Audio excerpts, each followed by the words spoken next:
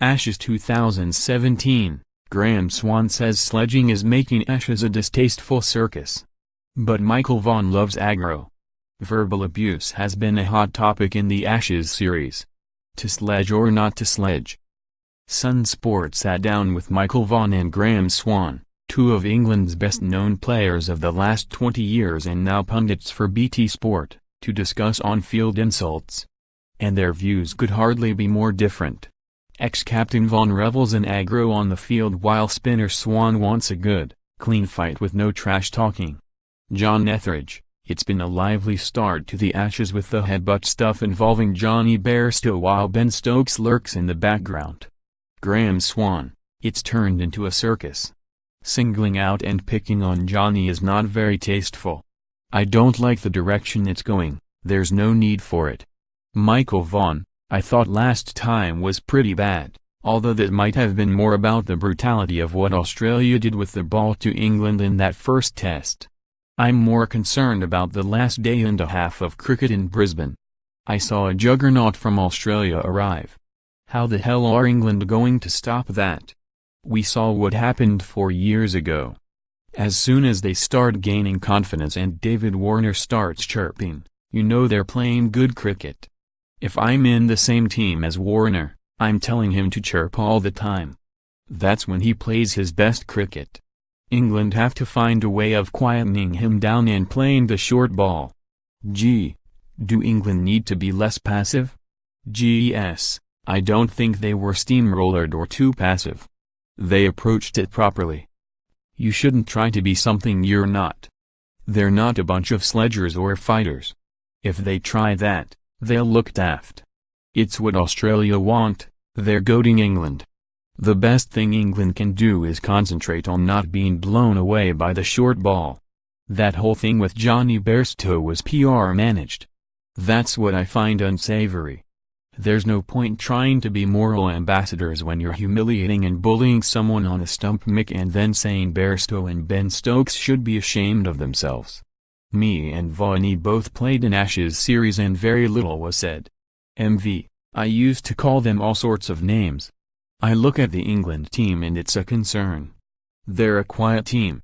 Who'll come back with a bit? They are a nice set of guys, so they have to think out of the box to surprise Australia. If they play orthodox cricket, it is going to get messy because Australia have a better set of players. If they get into a verbal battle over stump mix, that would be embarrassing. The Ashes would disintegrate. Do we in the media exaggerate the impact of sledging? Massively. All the great sledging stories are amusing, that's why they are told. To mentally disintegrate someone by chastising or bullying has no place on the field. If you have to do that to win, you're taking something from the game. I don't mind the odd bit of Mickey taking on the field, that can be genuinely funny. I've seen players affected and diminished by sledging. But you've got to remember England have beaten Australia a lot recently. We gave them plenty. We're not a clean team when it goes our way. As I say, I'd tell Warner to be a nasty little pain on the field. It goes both ways.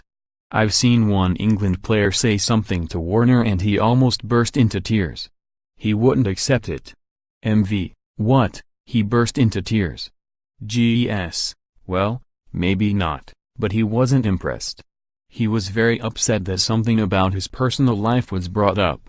I think it's unedifying, and those Ashes I played in, the team didn't sledge.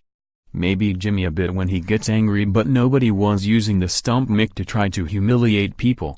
It's part of the game. In an ideal world, it wouldn't happen, but Australia are at their best when they play like that. I loved it. If they were having a go at me, it meant I'd been out there batting for a while and they were worried. I used to tell them to F off. The best I played against was Steve Waugh. He didn't abuse, he just quietly reminded you of failures and that you were under pressure. So, as soon as John Crowley, Rob Key or Mark Butcher came out, he'd make a big thing of setting exactly the same field as they'd got out to previously. He'd talk them through it. That's quiet clever, that's not bullying. I think the stump mic is intrusive. If you saw your young kid watching a film with if this and if that, would you turn it off? Of course you would. So why should they be subjected to that watching cricket? MV, I want it to be hostile, aggressive. Swannies in dreamland. GES, the grounds are covered with signs saying spectators must not use offensive language. But the players can do it? And be celebrated for it? We weren't nasty when we won down here in 2010-11, I'd refute that allegation. Jimmy might have chirped but Chris Dramlett, Stephen Finn and Tim Bresnan didn't say a word. The three games I love the most, cricket, golf and rugby union, are based on fair play. In rugby, international players call the referee sir. But maybe I'm a genteel old fool. MV, mate, your lot peed on the pitch. Gee, what about Ben Stokes? You're quite sympathetic to his situation, aren't you, Swanny? GES, I don't see what good it's doing leaving him in limbo. Make a decision. England desperately need him from a cricket point of view. I'd have him on the tour, he's not been charged. They're not going to march on field and arrest him in the middle of a game. I believe a man is innocent until proven guilty. Life has to go on. It's another thing to chip away at Rooty. He doesn't need the distraction. The Aussies don't want Stokes here, that's why past players are saying he should be banned. They are frightened of him. MV, I'm happy he's going to play in New Zealand but, until the criminal process is complete, I don't see how the ECB can pick him. It's not an easy for Strauss and company.